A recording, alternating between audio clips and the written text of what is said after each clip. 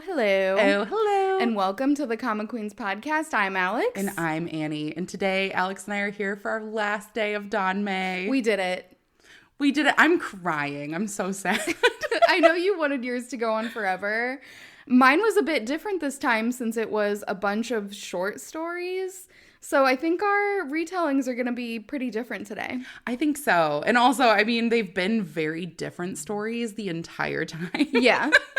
There is like this part of me that's hoping for your sake that you get some fluff out of the side stories. So I am extremely curious. I'm going to dive in. I'm going to tell everybody about the saddest news that the disabled tyrant's beloved pet fish is over as of today. Maybe it's not sad for anybody else, but it was tragic for me. And we'll talk about the conclusion and how I'm feeling after that. So excited to hear about it. So where we left off was on a cliffhanger because you have Prince Jing and Liu out at this hunting competition. They're sleeping in their tent and then they hear a call for an assassin. And that's it. Oh, yeah. I forgot that we left on a cliffhanger. That's what I'm saying. This is the first cliffhanger we've had in the 4-book series. So where we pick up, you have the assassin cries. Liu and Prince Jing were automatically assuming that the Sixth Prince was going to make a move at this hunting competition. So they were ready. Like they had laid down and tried to make it appear as if they were going to sleep, but they weren't. They were anticipating that something was going to go awry. And they were like fully clothed as they jumped out of bed, ready to take on whatever was happening. So Prince Jing runs out. He's trying to see Wang Shi. And Wang Shi's like, Prince, you can stay in your tent. It's fine. I'm going to figure out what's going on. You stay safe. And once they get some news, they hear that it wasn't an assassin. Somebody had spotted a man leaving one of the emperor's concubines' tents. And so there's now a cheating allegation against the 8th prince's mother. It's a lot more drama than anyone can handle. Yeah. Like, what are possibly the implications of cheating on the emperor while immediately being banished? And also, that man may lose his life. And so, as people are digging around, they find out that it was the concubine's like childhood friend who was there, but she's adamantly saying like, I didn't do anything. Like I woke up and he was in my tent and I made him leave. And that was what alerted people. So like, I don't even know how he got there. Like I didn't invite him. And of course, no one believes it. They're like, you had a man in your tent. It's suspicious. Yeah. So they're looking into everything. The man is imprisoned. She's been sent back to the palace because the emperor's like, I want you nowhere near me. And Prince Jing and Liu are like, okay, we'll use this opportunity to try to like cool the emperor down because he's having a hard time. They go into his tent and there are like broken dishes everywhere. He's like destroyed everything in an angry fit. And they walk in and they're like, how are we supposed to cheer him up? And so they bring Da Bao. And they're like, oh, Da Bao had a nightmare and he was asking for Grandpa. And Grandpa's like, fine, Da Bao can stay. You need to leave. But he like sits Da Bao down and like calms himself down. So the next day, they're super confused. And the emperor's brother, who is the head of imperial checks, says that they need to test the legitimacy of the 8th prince. Because now that his concubine's faithfulness is in question, they're like, do we even know if this 8th prince is a prince? Or did you bestow a title on somebody who has a different father? And he's like 12, right? Like yeah, he's they're little kids. Okay. Like, I think he's even younger, like maybe 8 years old. Okay. And like the 7th prince is 12, but they're young. Yeah. So they're like, okay, we need to test the legitimacy of the 8th prince. But also, the emperor's brother, his name is Prince Li. He comes out and says, we also have to test the legitimacy of your grandchildren. Because I got this letter anonymously that the consort was cheating on you. And that's come true. And the letter also said that your grandbabies from Prince Jing are not legitimate heirs. And the emperor's like, get out of my face. This is just too much for me to handle right now. And he immediately calls Prince Jing to him. So Prince Jing is like, great. Now I know the route that the 6th prince is taking. He wasn't going to send an assassin. He thinks it's going to be so much worse for me if the emperor thinks that I've been fooling him by saying these are your grandbabies and they're not. However, the emperor calls him in and he goes, someone's trying to frame these grandbabies. Mm-hmm. He's not even concerned. He knows that literally Liu is a man. There are a lot of reasons why you would question whether or not those are legitimate heirs. Especially since this isn't an established impreg world. Mm-hmm. Yeah. It's only in the fish system that this can happen. Yeah. So the emperor's like, nope, never had a question. Not a doubt in my mind. Dabao looks exactly like you did as a baby. That's your child. Mm-hmm. And he's like, so someone's trying to frame your baby. This is a problem. So he lets Prince Jing sneak out in like guard's attire so that people don't know who he is. And he goes to fetch Liu and the babies. And when he goes, the sixth prince is like, where's Prince Jing? The emperor's had him forever. And so Liu is trying to play like really scared. He's like, I don't know. I'm just so scared for Prince Jing. Where would he possibly be? So they all go to see the emperor. The emperor's like, Dabao, I need you to be brave, but we have to take a finger prick of blood from you. And Dabao's like, okay, Grandpa. And he hands out his hand. And then they're like, do we need to test the other babies? And Dabao's afraid for his little siblings. So he's like, just take my blood again. It's fine. And literally his emperor grandpa is just so proud. He's like, oh, Dabao, you're just such a good brother. You're so brave. Future leader material. Now, they explain that even though there's not a lot of technology in this world, obviously, they are in, ancient China at this point.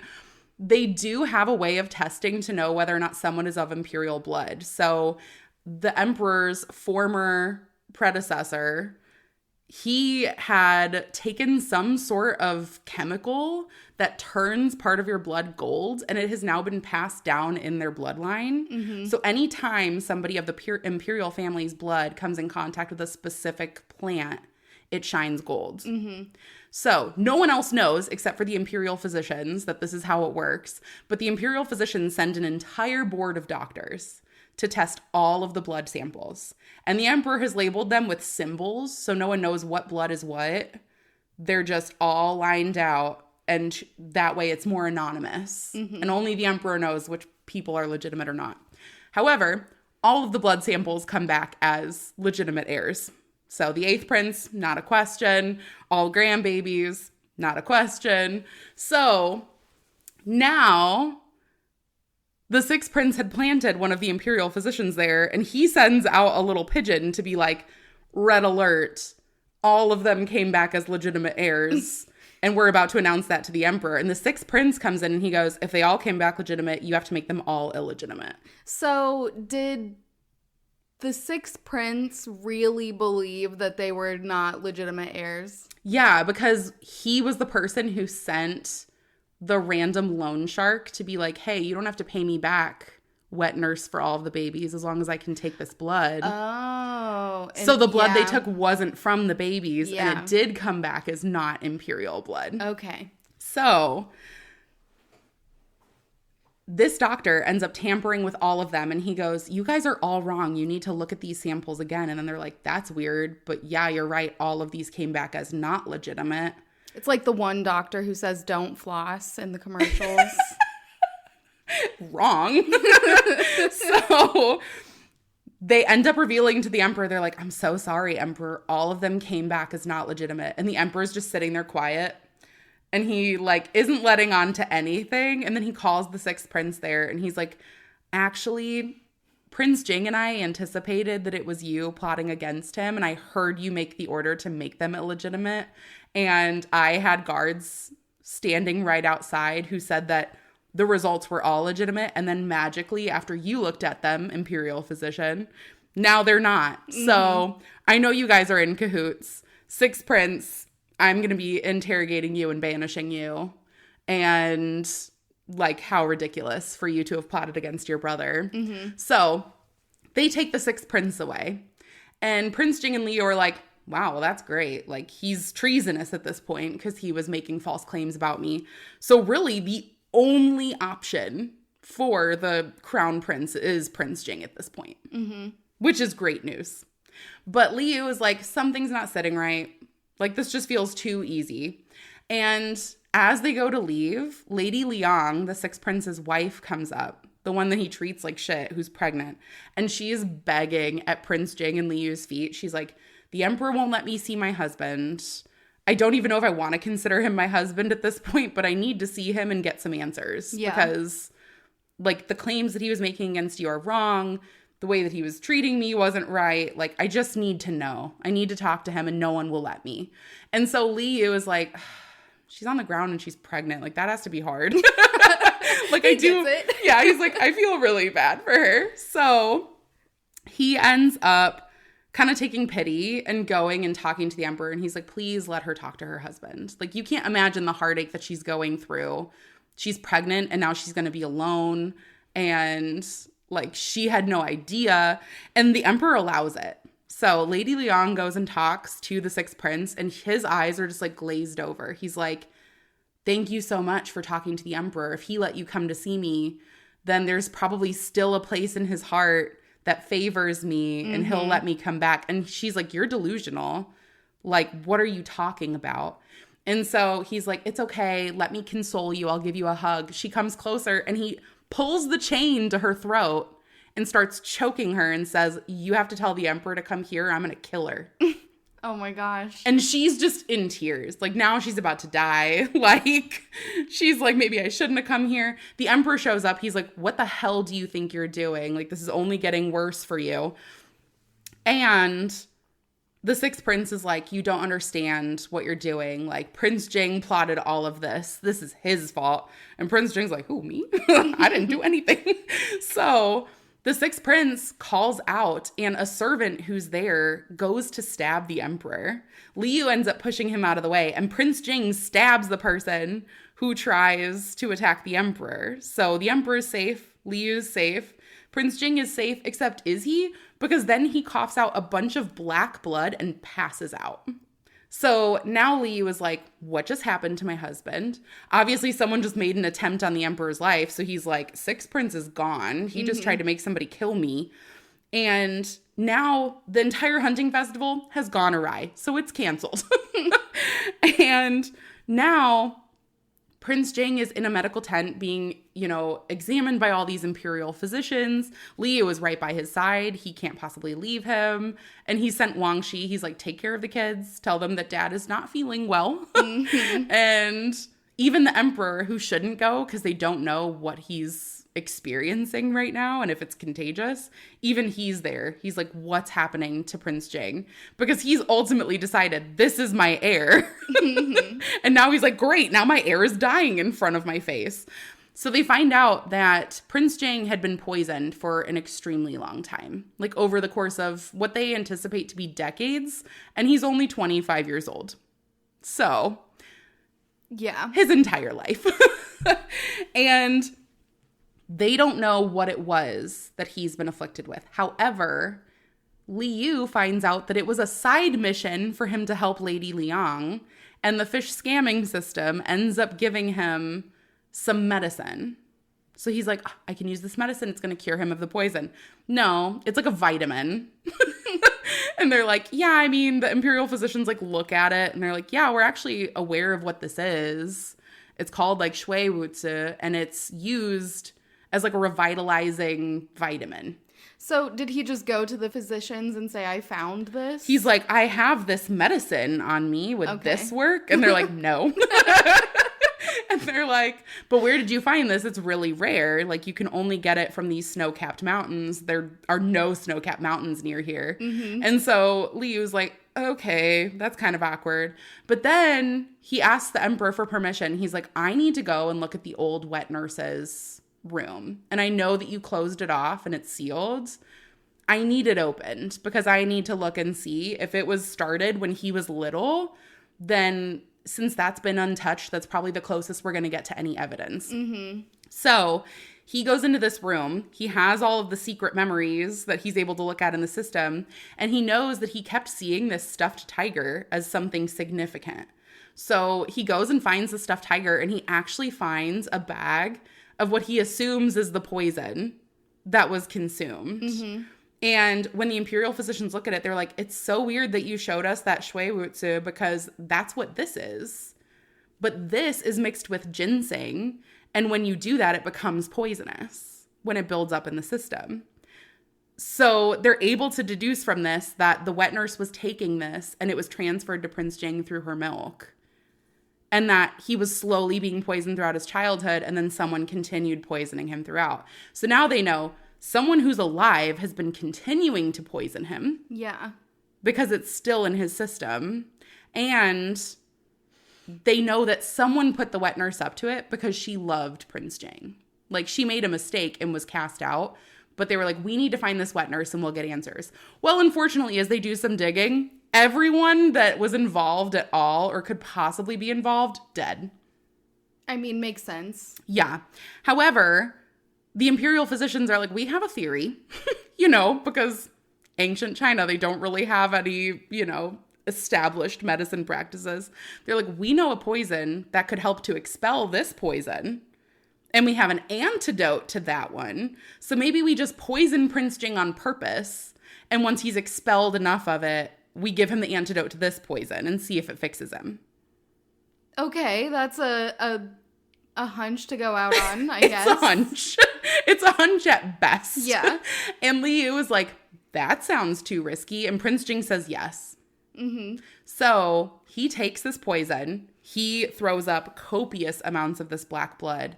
And then they give him the antidote and he is out cold for 3 days. And Liu is like talking to him, like wiping sweat from his brow. He's like, you better wake up. You better not leave me here. I accepted the fact that one day if I finish this game, I might not be here anymore, but you're not allowed to leave me. Like, you still have to be the emperor at the end. So he's like wiping his brow, whatever, and he's talking to him and he's like, I just miss you so much. And then he goes to like wring out this towel and he hears someone call his name and it's Prince Jing. And he can talk again. Okay. Mind blown. He was not born mute. The poison that he was given ended up damaging parts of his body and he couldn't speak. But it was because of the poison. Mm-hmm. So he sounds real hoarse. He's out of practice, obviously. He hasn't spoken his entire life. But he can speak now. And so Liu calls the emperor over and the emperor's like, tell no one. This is a secret that you, me, and my little grandbabies will be taking to the grave until we decide that we can announce it. Because someone wanted to hurt him. They can't know that he's getting better. Yeah. So everyone's like, yeah, he woke up, like he expelled some of the blood, whatever, and he's in recovery. Now that he's recovering, Liu kind of tells him everything he missed. And he's like, look, we need to figure out who gave this to you. And I think the best way to find out is by figuring out the origins of the medicine, because the medicine that they mixed the ginseng with was not poisonous by itself, and it's also really hard to find. Mm-hmm. So now we're like landlocked. We can figure out where this was extracted from. And so they tell the emperor, they're like, we're doing a bunch of research and it looks like this came from like a very specific town. And the emperor's like, interesting, because I don't know how that would have gotten here because that's really far. And they're like, well, let me tell you, it looks like it's from the Lowland Empire. Do you know anything about that? And the emperor sits there quiet for a second. He goes, I need everyone to leave. Okay. And then he refuses to see Liu and Prince Jing at all. So Liu and Prince Jing keep looking into it. They find out from kidnapping the second prince's mother and bringing her to Prince Jing's quarters that the emperor was first ever married to a princess of Lowland, because Lowland was an empire that the emperor felled when he was like newly established as the emperor. Mm-hmm. And so in an effort to establish peace with the remaining civilians in the Lowland Empire, he married the princess. And within 3 days, she tried to kill him. They were married 3 days. And she tried to kill him. So obviously, she was put to death. Mm-hmm. And the second prince's mom is like, yeah, and then he took your mom as his wife, and then me, and so on and so forth. So there are no other foreign princesses or concubines or consorts. And the Lowland Empire had so few people left, like, your hunch is wrong. And also, she's like, hey, also, you could take care of my cat. And Liu's like, I'm not doing that. That cat tried to eat me when I was a fish. He doesn't say that to her, but He's got some beef with the cat. Does the cat, like, recognize him and is mean mugging him? Yeah, the animals within this story can recognize him. So, like, the dog knows him as a fish and a human. Yeah. And knows that they're the same. Yeah. And same with this cat. The cat is weary of him as well. The cat's like, that's that motherfucker who turns into a fish. That's that fish motherfucker. So Lee was like, I'm not going to do that. But honestly, after getting the information from the second prince's mom, they're like, maybe we should. The cat, very upset to be with Liu. Immediately, the cat is like, please, like just meowing constantly. And it's obvious that it wants to just go back. And Liu's like, we can give you better food. And the cat's like, no, I just want to be back with my person. Thank you. Yeah. So they get the cat back to the second prince's mom. And she's honestly really grateful. She's like, I just sent him out because I can't give him a good life. But if he loves me that much, I guess I'll keep him. So Liu's like, I did my nice little good deed, made sure that the cat was fine. And maybe one day this will come back into play. And oh, how right he is. So Prince Jing and Liu are at Prince Jing's quarters. And they end up getting called on by a servant saying that it's the emperor calling for them. And it's very out of the ordinary for the emperor to send anybody who isn't his right-hand man, Luo Rishang. So they're immediately concerned. Mm-hmm. They're like, no, something's wrong. Wang Shi, he's like, I'm not just sending the prince and his consort with anybody. But he comes bearing an imperial decree. It's signed by the emperor and everything. And so they end up going with, and they're like, watch the kids, because something's weird. They get to the palace. Even weirder, the servant is like, hey, Prince Jing only is supposed to come to this room. So Liu, you can stay here. And they're like, that's never happened. No one's ever said we had to separate from each other before. So Liu's like, oh, let me fix your clothes. Maybe this is like a really important thing. And he ends up putting an extra dagger in Prince Jing's clothes as he's fixing him up. He's like, something's weird. So Prince Jing leaves with this servant, and he leaves Liu with all of his guards. And suddenly someone comes in and they're like, oh, Liu, it's so wonderful to see you. Da Bao is crying for you in the other room. Can you come with me? And the guards are like, yeah, we'll go with you. And Liu's like, no, because my kids didn't come here with me. They were with Wang Shi. Mm-hmm. Why would they suddenly be here? He's like, oh, there was another edict requesting the princes, but no guards. Liu has to come by himself because the babies are so scared. They just want their dad. So Liu's like, no. And he goes into a little room and he opens up the fish system, which now allows him to do like baby cam. And he can see that all of his babies are fine. And they're actually now at Prince Jing's grandfather's manor. So he's like, they're not here. So this guy's obviously lying. And he calls out from the room. He's like, I can't go with you because I have to stay here and wait for Prince Jing. But my baby will be so calm when he sees our beloved pet fish. Mm-hmm. And he transforms into a fish and then calls for the guards to grab the fish and give the fish to this servant. And so the servant takes him in and he takes them to the room that Prince Jing is in. And it is all of the princes, including the banished princes who were then given marquee titles. So the second prince and third prince are there. Yeah. You have all of the consorts for the emperor, 8th prince, 7th prince, everybody. The whole royal family. Except for the 6th prince. And weirdly enough, the emperor is like sitting above everyone else at the throne. And right next to him is the 6th prince's mother. And you're like, he did not like her very much. Okay. Why is she here? So 6th prince's mother, it becomes very obvious, is calling the shots.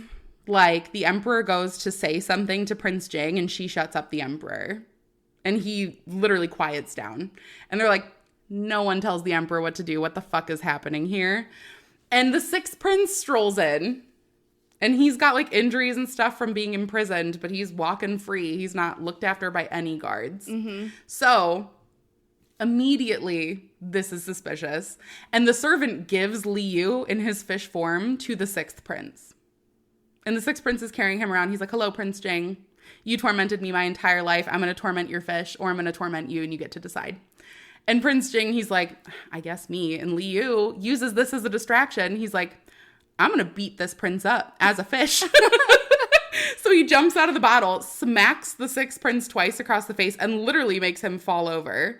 Prince Jing uses that distraction to kill almost all of the guards that were around and then get a knife to the sixth prince's throat. And he's like, Consort Zhang, that's the name of his mom. He's like, something weird is going on here, and I'll let your son go if you let the emperor go. And she's like, that's not going to happen. And she like snaps her fingers, and an archer that she had planted far away shoots the sixth prince in the head and kills him. And she's like, you can't use someone over me. That's not even my real son. And you find out that she is the princess of Lolun that supposedly died. She's like, no, when the actual Consort Zhang came to kill me and give me my poisonous tea, I just killed her and took her place. Yeah, let it sink in. Okay. So she played innocent the entire time. Yeah. And let me tell you, it was a shock. Prince Jing is like, well, now I have nothing to hold over her. She didn't even care about the sixth prince at all. That's kind of sad for him, because he was doing all of this thinking he and his mom could get in a better position. It's not even his mom. So she takes the emperor and Prince Jing takes his fish, and they all go into this little room, and her entire plan is, you are going to give me the crown. You're going to abdicate from the throne, and you're not going to pass it on to your kids. You're going to pass it on to me, and I'm going to rule over it. And until you decide that, you could stay in this little room and keep, figuring your shit out. So that's why he hasn't been seeing anyone, because he's been trapped in this room. Yeah. Okay. Yeah. Yeah. So she had amassed some people looking out for her. Those people are the people who were, slipping him poison here and there, whatever else. And Prince Jing and them have finally figured it out. They're like, oh, well, she's crazy. So Prince Jing goes, Emperor, you need to let me help you. And the emperor's like, I don't even know what to do. Like, he's just shocked and sad and he's distraught. He's like, obviously, like, the wife I truly loved, your mom, is dead because of me, because I didn't check and make sure she died. Like, this is all just a hot mess. You and your brothers could have lived and you wouldn't have been mute. Like, all of this is my fault. And he's very dejected. But he's like, you have a token that you hold on you at all times that can allow us to call the Imperial Army. And when they see this token, they know that it's you putting out a distress call. And so they'll storm the entire palace and find you. But you have to give it to me. And so the emperor breaks this jade box. It was embedded in the jade. And he's like, okay, I'm giving it to you. And Prince Jing gives it to Liu as a fish. And then puts Liu in this pond. And he's like, this waterway connects to outside of the palace. Trust me, my fish will get us help. And the emperor is like, I know that you have a very auspicious fish, but that's a lot to ask of your fish. And Prince Jing's like, I told you to trust me. You need to trust me. So Liu takes this talisman. He goes to leave. There are a bunch of guards that are outside, and they would very quickly see him because he stands out in the water with his golden scales. And the second prince's mom's cat decides to run in and steal a pouch from one of the guards and creates a distraction so that Liu can go, because it remembers who Liu is. So Liu's like, thank you, cat. I owe you one. He goes to leave, but realizes that he has already used up his slot as a person for the day. So he has to stay in his fish form. Uh-oh. And as he finally gets to the outside waterways, he realizes he has to go from one waterway to another to get to Prince Jing's grandfather's manor, where Wang Shi and his cousin Ye and his grandfather are to ask for help. So he's like, shit, what am I supposed to do? So, in a fit of panic, he turns into his man-mer form so he can run, but from one waterway to the other. There are people who are seeing him do this, and there's one woman who's like, fish man, and he's like, I'm so sorry. He's like, no, I'm a man-mer. No, you've got it all wrong. As he runs, he finally gets to the other waterway, turns into a fish and swims all the way there, and then he's like, how the hell am I supposed to get their attention? I can't possibly give them the talisman as a fish. They're going to think that's weird. So Liu turns into his merman form and then calls out, and he's like, yeah. And he's laying down in this pond just casually, Hey there, cousin Ya. I'm just casually lounging in your pond. And also, here's the Emperor's talisman. He's in trouble. It's a distress call. You need to call the Imperial Army. I'm going to stay in this pond. Cousin Ya is like, would you like to get out of the pond? And he's like, no, I'd like to relax here. Thank you. And so Ya leaves. And all the babies come out. See Liu is there, and they're all like sitting around him. And they're like, oh, he looks so tired. We'll let him sleep and make sure he stays safe. So all the babies just sit around him. Mm-hmm. When he wakes up, Prince Li, or the Emperor's brother, is like, how did you get this talisman? And he's asking a bunch of questions because he needs to make sure Liu didn't steal it.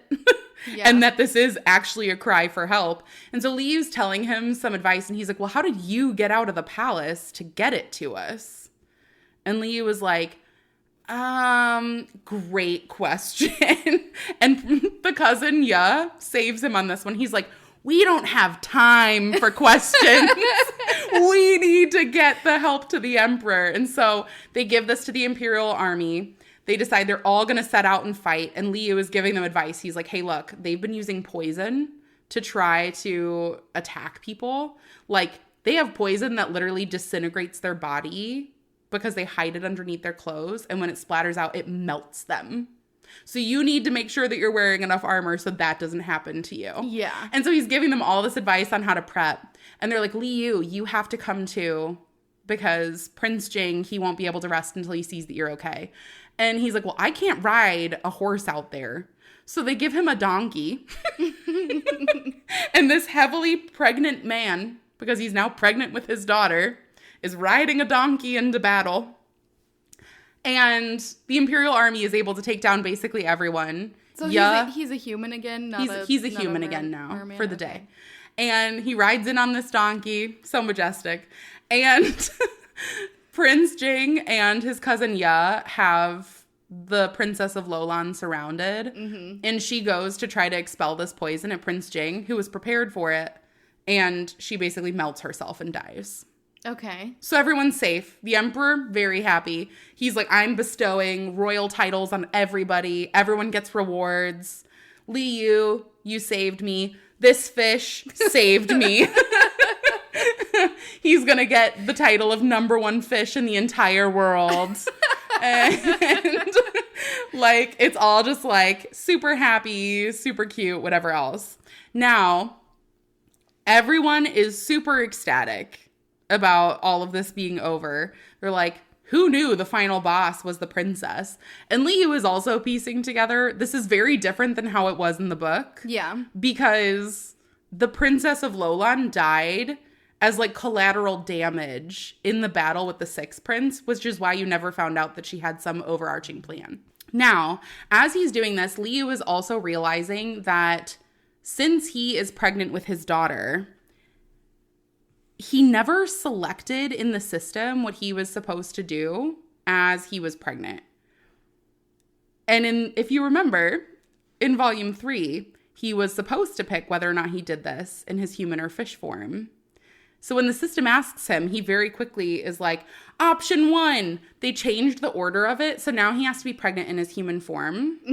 Mm-hmm. And Liu's like, listen, it's whatever. I'm going to get the daughter that I wanted. I don't know how this is going to happen. I'm a little scared, but I guess that this is fine because it'll be a lot harder to have my baby and, you know, people not be suspicious when I don't look pregnant and the fish has another baby and it just looks weird. Yeah. So as they go ahead and look at all of this, they're like, all right, debrief. The Emperor says, I'm going to give a title to all of my grandbabies because they're so helpful as well. They didn't do anything. He just wants to genuinely give them a royal title. Yeah. So he calls them to the palace. And as they're doing this, they realize someone suspects Liu of being a Yao. Mm-hmm. Someone that is not them. Because someone has tried to lure Liu into taking care of the second prince's cat. And it looks like the cat is injured because it's got like a bloodied leg that's wrapped. But it's really wrapped with dog's blood on it, which is apparently a superstitious thing that says if you're a Yao, it's going to like pull out your true form. So Prince Jing knows this. Immediately when they start looking at it, he's like, someone knows you're a Yao. We need to figure out who it is because they can't possibly know. And Liu's laughing to himself. He's like, I'm not a Yao, but I can't tell the prince that. So I have to act like I'm scared of this dog's blood. So they find out that the person who's accusing him is Chu Yanyu, the original concubine from the original novel. Well, he's pissed. He's lost all of his accolades. He was also like very much during the scuffle with the Princess of Lolan and the Emperor. He was like pretending to go along with the Princess of Lolan, but he was also like, oh, Emperor, I'm only doing that so that, you know, she'll give me more leeway and I can help you. Just hedging his bet. Yeah, you know, he's like, if I'm nice to both of them, I'll be right 50-50, you know? So, since he's doing this, he's like, listen, I've got to expose Liu for being a Yao. Mm-hmm. Because then if I do that, what I can actually do is instead of being the Emperor's lover, I can impress Prince Jing by saving him from a Yao. And then I can be Prince Jing's lover because that would have the best payoff since he's going to be the future emperor. And that means I could live here at the palace for longer. Mm-hmm. What he doesn't consider is the fact that Liu, not excited about this at all. He's like, we got to do another plan. I'm pregnant. I don't want to do this. Please don't make me do this. Yeah. And he ends up going and he's like, I'm going to pretend to be a wet nurse so that I can stay out of it. And really, Chu Yanyu's entire plan was, have you ever seen Liu and this fish in the same room at once? Like, he doesn't have much to go off of. He has one servant who's kind of seemed to have gone insane. And she's like, Liu's a fish. And he was like, I'm running with it. So he goes and tells the emperor, who's playing with his grandbabies. He's like, you need to put those grandbabies down. Those aren't babies. Those are Yao. Because Liu, he's a Yao. Mm-hmm. Think about it. Men can't have babies. And have you ever seen them in the same room? And the emperor is like, that's fucking weird. Why would you say that? You need to leave now. Mm-hmm. You've obviously gone insane. And Prince Jing shows up. And he's like, show me your fish. And he puts the fish out there. And they're like, that's the fish. And he's like, but guess what? Liu, nowhere to be found. And this woman, quote unquote, walks in and sits down.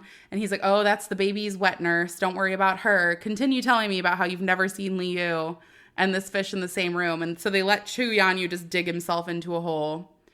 And then Liu was like, haha, I'm not a wet nurse. I'm Liu. And there's the fish right there. I'm obviously not a Yao. And this, like, religious leader brings out more dog's blood. And he, like, throws it at Liu. And he's about to put it in the jar with the fish. Mm-hmm. To be like, one of these is the Yao. And they're like, no, just, we're not even humoring you anymore. You need to leave. Yeah. So Chu Yanyu banished. And now they're like, oh, okay. Like, actually, all of our struggles are pretty much gone. Like, that's basically the last person we know who had any ill intent towards us. So it's all smooth sailing.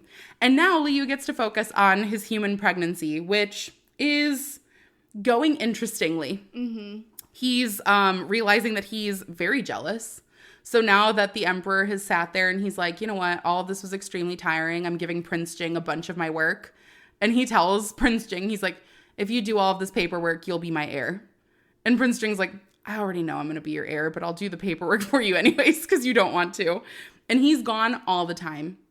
And the emperor's like, why are you gone so much? Like, you're just rushing home all the time. Do you love your husband that much? And he's like, yeah, I do. My pregnant husband needs me. Mm-hmm. And the emperor's like, you didn't tell me he was pregnant. So now he's like, okay, well, we need to send imperial physicians to see if he's actually pregnant. And he sends all these imperial physicians. And Liu has an angry pregnancy dream where he thinks that Wang Shi told Prince Jing that all of these nobles are trying to offer their daughters to him to be consorts and concubines because they know that he's going to be the next emperor. And so when the imperial physicians show up at their manor, he's like, all of you leave. How dare you try to bring somebody into our home? And he's like scolding them, thinking that they're trying to marry off daughters to Prince Jing. And they're like, we just want to check your pulse. It's fine. So Prince Jing, very happy that Liu is jealous, and also makes it very clear, I'm not taking any consorts or concubines. And I already told the emperor that. And he said, fine, because I could do whatever I want. So after all of this, they end up giving birth. It is a difficult situation, as Liu notes, as a normal birth would be. And Prince Jang, he's there the entire time, which apparently is not normal for the times. Usually the fathers like wait outside and hold the baby, but he's there the entire time. Supportive dad. We love to see it. And everybody kind of starts talking shit a little bit because they have a daughter and they're like, oh, well, it would have been way better luck if he had a son after being named the crown prince, because that would have just been great. They're like, I don't need to have a son because I already have a son. And Da Bao is going to be my heir, obviously. So now we can have a daughter just because we wanted to have a daughter. So everyone's talking shit. They're like, the emperor must be so disappointed. At the 1 month celebration, the emperor ends up coming to them because he can't wait to see his granddaughter. And he just gives her the title of princess, which doesn't happen. He's like, that's a princess. And the entire imperial court, they're like, that's not how that works. And he's like, it is because I said so. And so she's a princess. So Liu is like, listen, this is great. I need to make my mark on the world. He ends up making this ladies' association because women in ancient times are not allowed to remarry once they're widowed. And he wants Lady Liang to be able to fully separate herself from the sixth prince because he's like, that's not fair that she has to live miserably because the sixth prince was a piece of shit. So he establishes this beautiful foundation for women where he gives them support. And then you get to see that Liu is pretty excited to move into this role of like the actual consort. But also he realizes he hasn't finished his share the country with the tyrant task. And it's his last task to become an actual human full time. So he's like, hey, Prince Jang, would you share the country with me if I asked you to? And Prince Jang is like, I don't feel like there's anything tethering him to this world anymore. If I help him to accomplish his last tribulation, is he gonna leave me? So he's avoiding answering the question. He's like, I'm not answering. He's like, I mean, like, share the country. That's pretty bold. I'll have to think about it. And Liu's like, you always let me do what I want. And he's really taken aback. He does not take rejection well. So as Prince Jang goes to become the emperor and they do this ceremony, he makes it clear what he feels because he brings Liu up with him. And they end up going through the ceremony together. And he ends up giving Liu the title of Empress Regent, which means that he's going to rule directly beside him. And so he like leans in and tells Liu at the ceremony, he's like, I promise you I'm going to share the country with you. Like, it's a yes. So Liu finishes his entire tribulations. He's officially able to be a human full time. And the system chimes and they're like, you accomplished everything you needed to. Congratulations. You can return to your world now. And he's like, what? I don't want to do that. The system's like, but that's what you want. And he's like, but I don't want to. I don't want to go back. Like, this is where I live now. I don't even have anything back home for myself. So they're like, okay, recalculating. We'll give you a different prize. So they say you can win a 2-day vacation to the modern worlds and you can take whatever group you'd like. And Liu is like, nope, I'm taking an actual honeymoon with my husband. They're like, well, great news. It's only going to pass by like 15 minutes in this world, but you'll be there for 2 days and you can do whatever you want. So Liu is like, hey, Prince Jing, do you want to see the Yao world that I live in? And Prince Jing is like, yes, that sounds great. What an honor. So they go to this room. They're like, hey, everybody, take care of the babies. And they go and transport to this world. And Liu wakes up in his apartment in the modern day. And Prince Jing, nowhere to be found. And he's like, you fucking scamming system. Where's my husband? They're like, you'll find him. It's fine. He spends half the day looking for his husband. Can't find him anywhere. He's going to like local grocery stores and having them put out announcements over the PA like, Mu Tiansha, your dad, Liu, is looking for you. And nothing. No response. So as he goes to leave, some guy starts flirting with him in the supermarket and a fish jumps out of the display and smacks this guy across the face that's flirting with Liu. And he's like, oh no, that's my husband. He's a fish. So he takes this fish. He's like, I'm going to buy this fish. They're like, do you want us to prepare it for you? He's like, no, this is going to become my pet. They're like, it's kind of gross. It's a carp. And he's like, nope, that's my fish. Goodbye. Takes the fish back home, fills the bathtub. And he's like, how do I turn him back into a human? Because you didn't tell me he had to be a fish while we were here for 2 days. And they're like, oh yeah, you could turn him into a human. You just have to give him a kiss.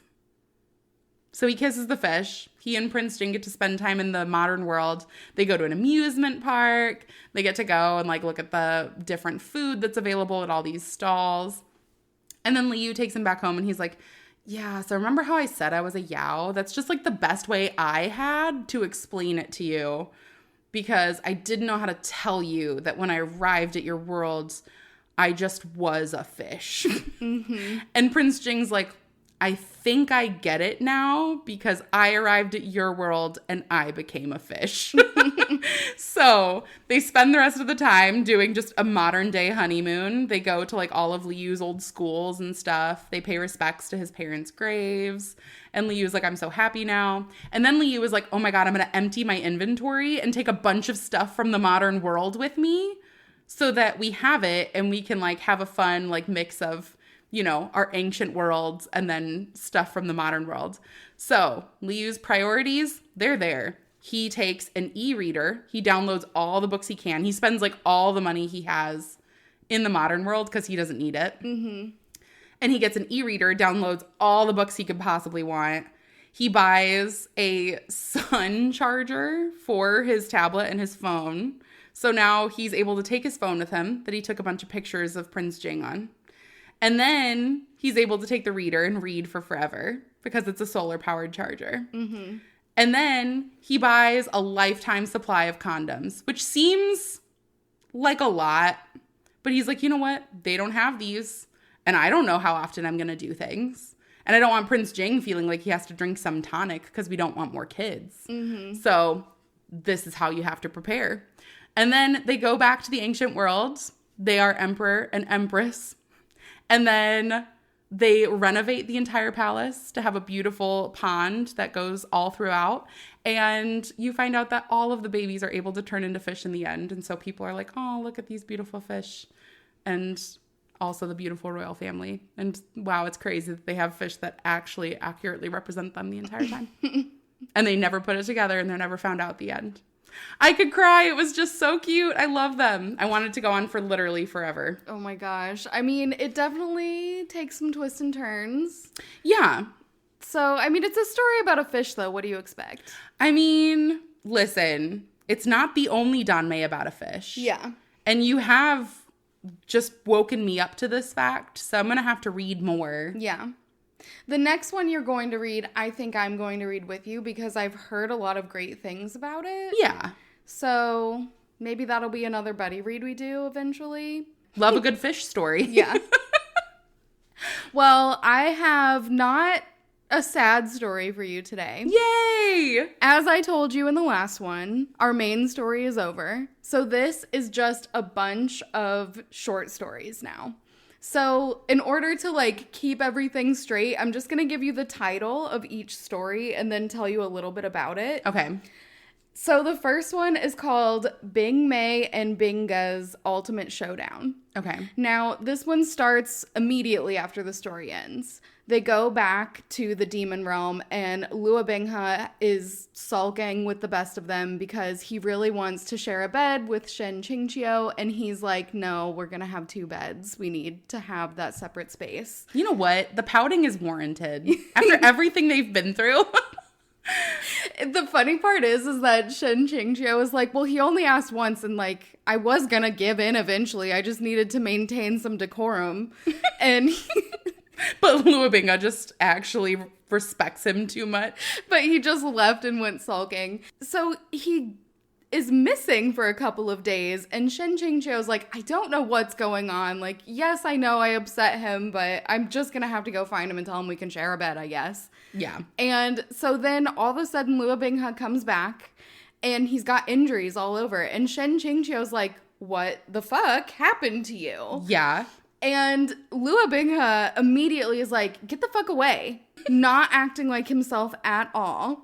It's very odd. Yeah. So Shen Qingqiu almost immediately is like, okay, we need to go to Kangjiang Mountain because I can have better medicine up there and I'll be able to help you out more. Yeah. So that's what we need to do. So he goes up there with Lua Binghe. They go back to his original house and weird things keep happening. Like Lua Binghe ends up calling Ning Ying Ying the wrong name. He calls her Ying Ying, which is too familiar. Mm-hmm. And Ning Ying Ying is like, what the fuck are you doing? Why are you calling me that, you weirdo? And then he also acts weirdly when Shen Qingqiu's like, oh, I have some of your old clothes from your old room. Let me go grab them and you can wear those because yours are all messed up. Yeah. And so all of these little things keep happening and you're like, what is going on? Yeah. Eventually, Lua Binghe tries to get intimate with Shen Qingqiu. And at this point, he's like, who are you? Because he notices he doesn't have the scars anymore that he has. So this is where we find out that Lua Binghe from this world and the original Lua Binghe from the original story switched places in an alternate timeline. And the original one is the one who he's with right now. So he comes back. They do end up fighting. The Lua Binghes fight each other. Uh-huh. And the one from the original world ends up asking Shen Qingqiu to come with him back to his original world. And he's like, no, I can't do that. Yeah. And Lua Binghe from that world is really upset because he's like, why did this guy get you as a master? And you've been so good to him. Clearly you adore him. And I got this horrible, shitty person who I ended up having to kill. Aww. So it's kind of sad, but in the end it all works out. You told me there was no sad. Yeah, I guess I lied a little bit. So that's the first story. The next one is called Recalling an Experience of Fighting Succubi with Great Master Leo. Now, this is during the years that Lua Binghe is in the Endless Abyss. And listen, I've read quite a few succubi stories, so I know where this might be going. So they've been asked to help out because there is a young Master Huang, who has gone missing. No one can find him. Spoiler alert, he's with the succubi. Yeah. And so maybe he doesn't want to be found. That's exactly what the succubi say. Listen, I told you I've read the stories. So they go and they're talking to the leader of the succubi, whose name is Madame Mayen. Mm-hmm. And first, Liu Chinga, he's horrible with women. They're making jokes about him. They're like, are you just asexual because you have absolutely no skills in talking to women? And listen, there's nothing wrong with that. There's nothing wrong with it. And we just want to know. It honestly seems like he probably is in this storyline because he's never been interested in anyone. Mm-hmm. But he just cannot interact with these succubi at all. He's not doing well. Okay. So Shen Qingqiu kind of takes the lead, and Madame Mayen is like, let me read your love fortune. So she tells him that his love life is going to be great. He's already met the person that he's destined to be with forever. Mm-hmm.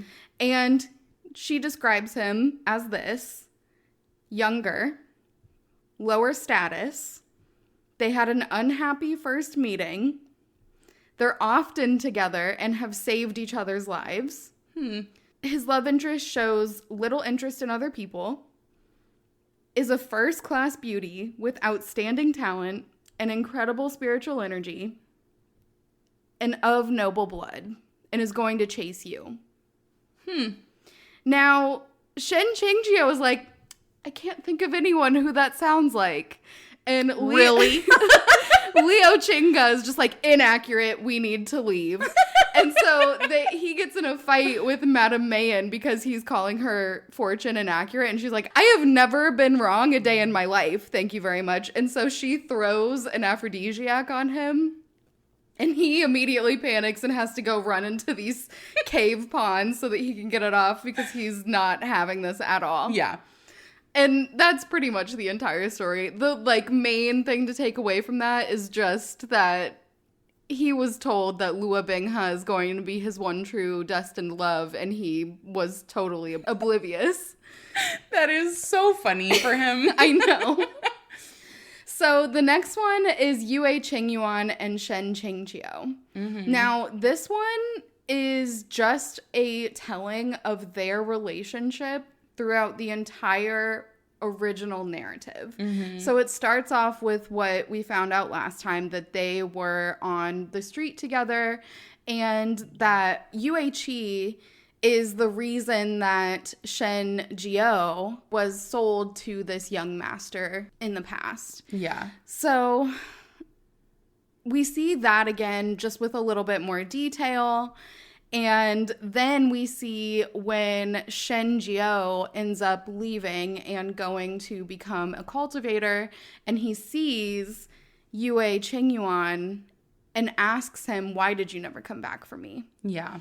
And so they have just a very tumultuous relationship throughout this entire story in the original one. So he goes and he asks Yue Qingyuan if he can go cultivate in seclusion in those caves. Mm-hmm. And he sees the struggle that Yue Qingyuan had in the caves, but he doesn't know it was from him. And Yue Qingyuan never tells him what happened.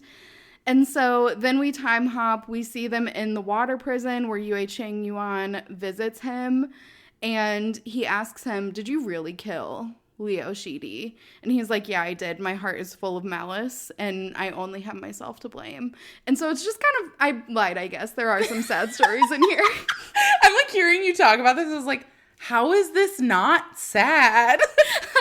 I lied a little bit, unintentionally. Or intentionally. It's hard to say. Or intentionally. No, it was unintentional. Okay. So then we see another scene where Lua Bingha has tricked Yue Qingyuan into coming back to save Shen Qingqiu, and that's how he ends up dying in the original story. Yeah. And Shen Qingqiu is just left to think that Yue Qingyuan shouldn't have had this fate because he was repaying an old debt that he felt he owed him from the very beginning of their storyline together. Mm-hmm. So it's just kind of a tragic story about how their relationship was in the original story. Tragic, but not sad. Okay, I guess I kind of focused on like the funny succubi ones when I was saying, oh yeah, I have nothing sad to talk about this time. You know what? I would too. Yeah. That'd be where I gravitate. So the next one is Bamboo Branch Poem. This is about Zhuji Long, and so we just see his backstory as well. And we get to see him wandering around by himself. And then Tianlong Jun comes to meet him. It's the dying wish of Zhuji Long's mother, who is Tianlong Jun's sister. Mm-hmm. And so he meets this half snake, half person who is not the kind that you would want to meet. Damn it. And and he's like, look, your mom told me that I have to come and meet you. It was her dying wish. Here are hundreds of black armored generals. They're at your disposal now. And Zhuji Long can't speak. He slithers like a snake. Not in that way. Damn it! And so he just starts following Tianlong Jun because he's like, this person was nice to me. It's the only person who's ever been nice to me. And also, what am I going to do with all these generals? I can't do anything with them. I just need to have an aside here and say that it should be genuinely illegal to write a snake character who's not a little bit hot. Yeah, you're right. And you know what? Like you said, he slithered over and immediately, I mean, and again, we know how I am as a person. I'm imagining like an inchworm with a human head. That's kind of the description that they're giving. Okay, well, I'm just not going to do that because I didn't have to read this one. So, Tianlong Jun does finally give in and say, like, all right, if you're just going to follow me, I guess I'll give you a human body and you can follow me around properly. Mm-hmm. So, we see from Zhuji Long's perspective when he meets Su Xian, who is Lua Bingha's mother. Mm-hmm. And so we see that storyline play out. and how their relationship kind of grows, where Tianlong Jun is getting really into philosophy and he's like, am I a handsome man? And Juji Long is like, what the fuck is wrong with him? And so Juji Long does find out that Su Xian is the second in command of the Huanhua Palace and warns Tianlong Jun about this. And he's like, yeah, it's okay. Yeah. It's fine. And then the next thing he knows, he's sealed in the Bailu Mountain. Mm-hmm. So while they're in this mountain, he tells Juji Long to leave him again. But Juji Long won't leave him. He refuses to leave the mountain. He stays close by. And then he hears Tianlong Jun saying, I want to kill humans. Because at this point, he is malicious, where he wasn't before. And now he has all of this bad energy in him because he's been sealed in the fucking mountain by these cultivators. Yeah. Then we jump forward and we're kind of in the middle of the story where Tianlong Jun sees that Juji Long has an affinity for Shen Qingqiu as like, this person also helped me. This person is a good person and I like this person. I want to help them back. Yeah. And he is like, okay, I just need to get Juji Long to follow Shen Qingqiu instead of me because I know my body's not going to survive this. I know I'm going to lose to Lua Binghe. So I need Juji Long to go follow someone else. Yeah. And Juji Long is like, no, I'm not leaving you. You're dumb. I'm staying by your side. Aw. And his last thing that he does is he sacrifices himself so that Tianlong Jun can live. Aww. So, yeah, that was a good one. Yeah, that's like a bittersweet. Yeah. Not sad. Okay, the next one you're going to like. Okay. This one is Airplane's Fortuitous Encounter. Mm-hmm. Now, Airplane, if you'll remember, is the author of the novel, Airplane Shooting Towards the Sky. Mm-hmm. And so we start off in the original world, the modern day, and he's reading the comment section of his novel. Oh, no. Now, people either love or hate his novel. It's very divisive. There's nothing in the middle. So, of course, the comment section, also very divisive. He's just reading people either talk about how they like it or talk about how much they hate it and list the reasons why. And it's just kind of funny. And he's like, you know what? Honestly, it's all good because I'm getting paid for all of this. They don't have to like it. So he makes some instant noodles and he goes over and he drops his instant noodles on his computer and he gets electrocuted. And that's how he ends up being transmigrated into this world. That is maybe the saddest sentence I've ever heard. I know. So the next thing we know, Shang Qinghua is 17 years old. He's a disciple at the Ongding Peak Mountain, which is, they're the logistics team. Okay. So they're not a very well-respected sect of the mountain. Sounds like an accurate punishment. Yeah. So he's cursing himself because he's like, I could have made this a high fantasy world where magic does all of these tasks, and now I have to do all of these tasks. Like carting books from villages up to the mountains. Yeah. He's like, I don't want to do this. You wrote it. Yeah. So while he's thinking about this, he thinks about how he could just run away and not deal with any of this. And he loses points for thinking about running away. So then he gets a mission. It's a very vague mission. It just says, be prepared. Mm-hmm. He's like, that's not fucking ominous. I don't know what to do about that. He tries to ask for more details and he just gets more vague answers about trying to be prepared. Sounds like the fish scamming system. Yes.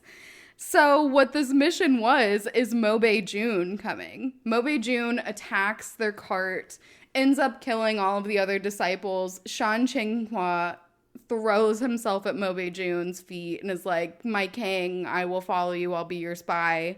All of that. Yeah. And Mobe Jun at first is like, you're just a logistics guy. I don't really want you. No thanks.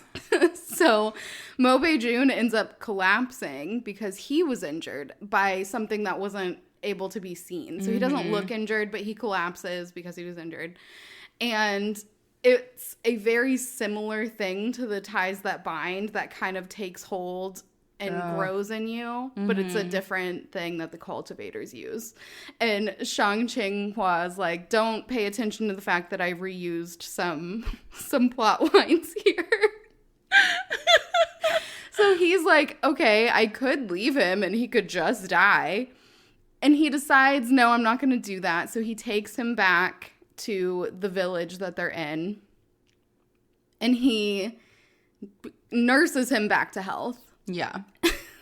So Mo Bei-jun is like, all right, I guess you're kind of useful. So you can be my spy.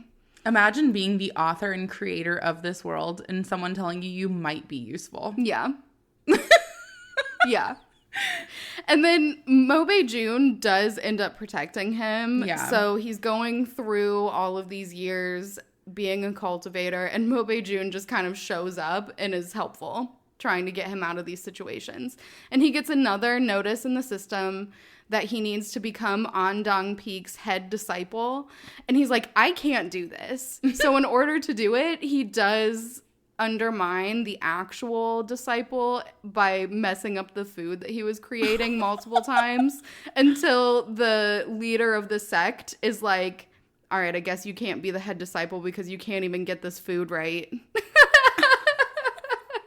Oh my gosh. So then we jump forward and we have Lua Chinga, Shen Qingjiu, and Shang Qinghua, and they're all on a mission together. It doesn't really say what mission they're on. They're just, out and about. Yeah. And you just see Lua Chinga and Shen Qingjiu fighting the whole time. And he's like, this is exhausting. I can't deal with this anymore, because he's still the logistics guy handling the money.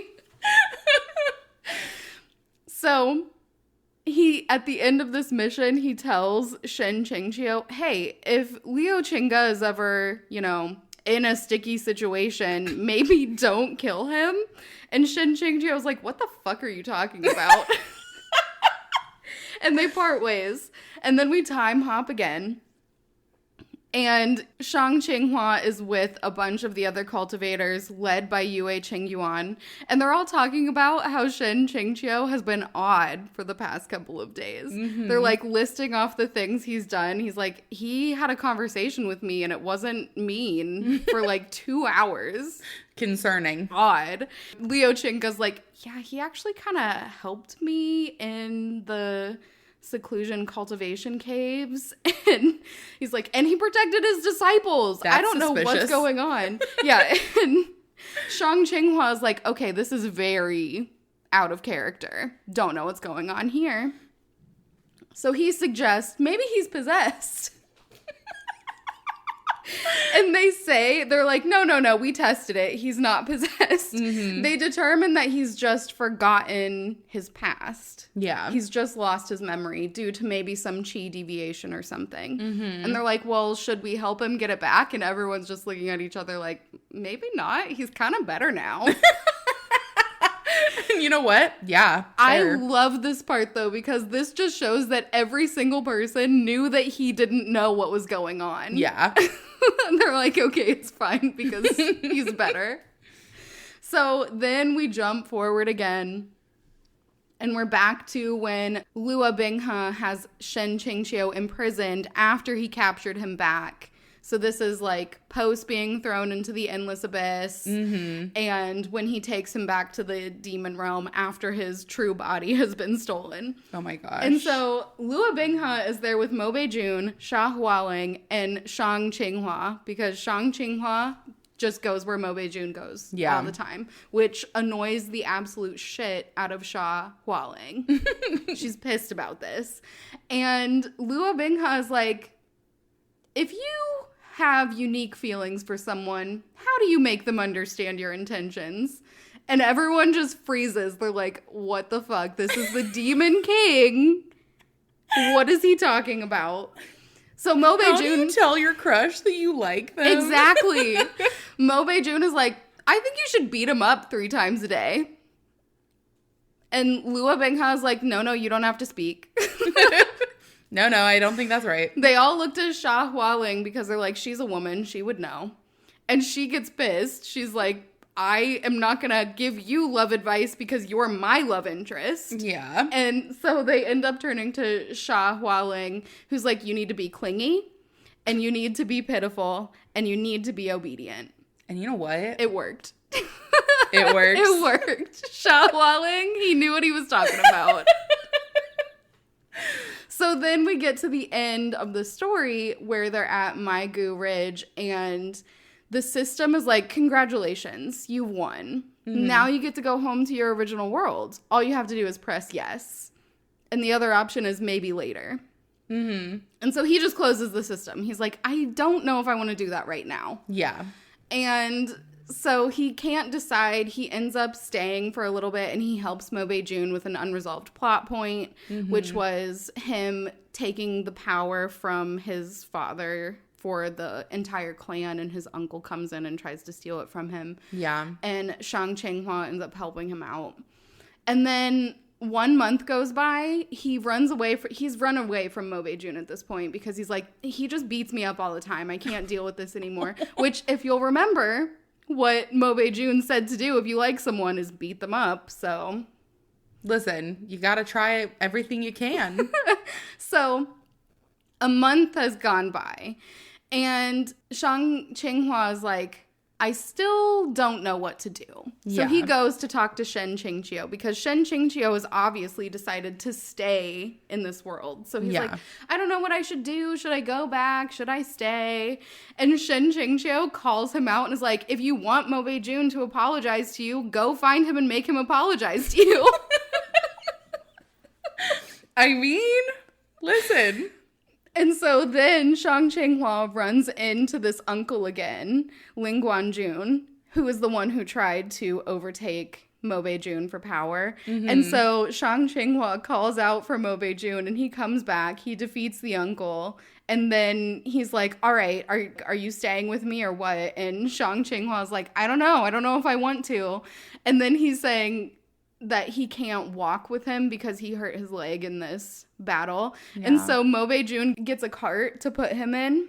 Aww. And starts carrying him along. And so Shang Chinghua's like, I'm hungry too. And Mo-Bae-Jun is like, okay, what do you want?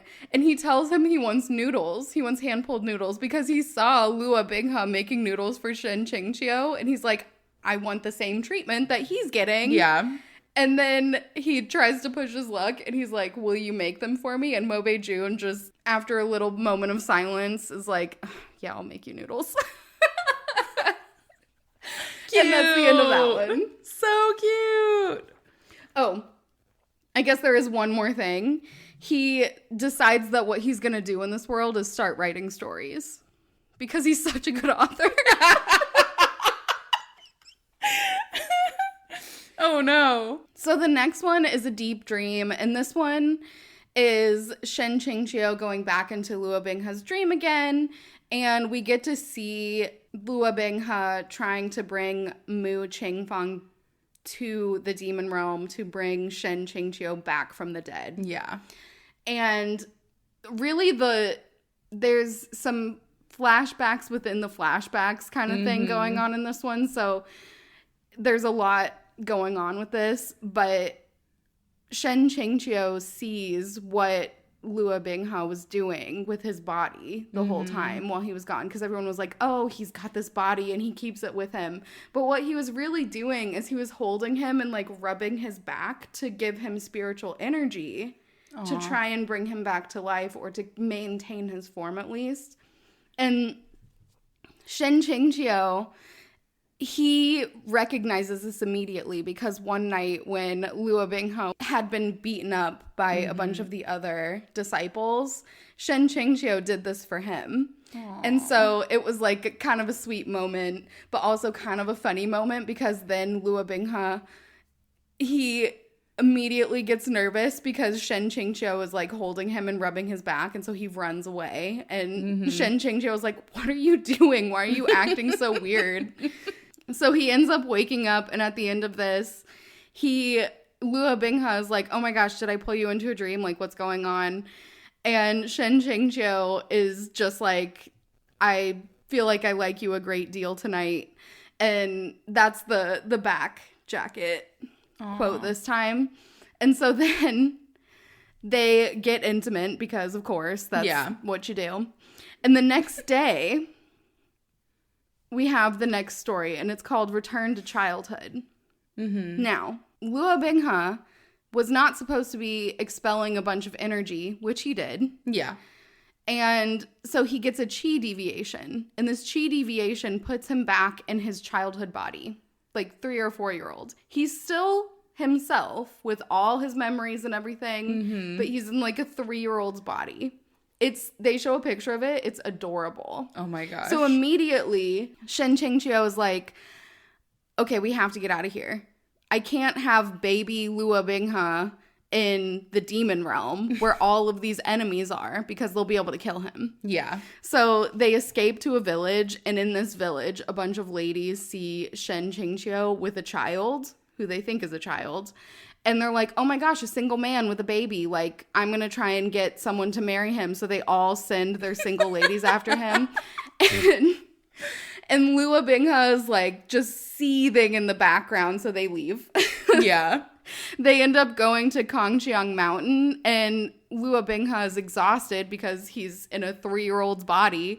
Aww. So Shen Qingqiu ends up carrying him up, and they all think that somehow he's had a baby with Luo Binghe, and this is the baby. Oh my gosh. And Shen Qingqiu is like, what the fuck? Like, it hasn't even been that long. How would I have a 3-year-old? Now, you listen here. Obviously, you didn't read The Disabled Tyrant's Beloved Pet Fish.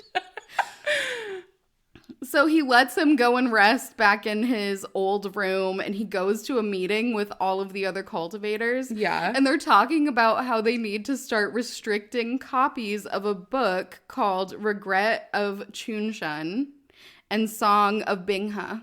And he's like, well, what's that?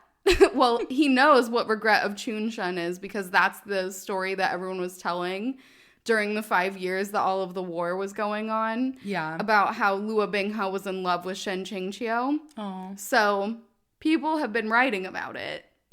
Yeah. So then the next one is called The Regret of Chunshan and Song of Binghe. And it's been over a month now. He's fully back into his original form. And he's just reading stories. He's reading these books that are to be banned. And he's like, I gotta know. Gotta know what's going on. And it's just smut. Kindred spirit. Yeah. Gotta know. Yeah. Gotta know.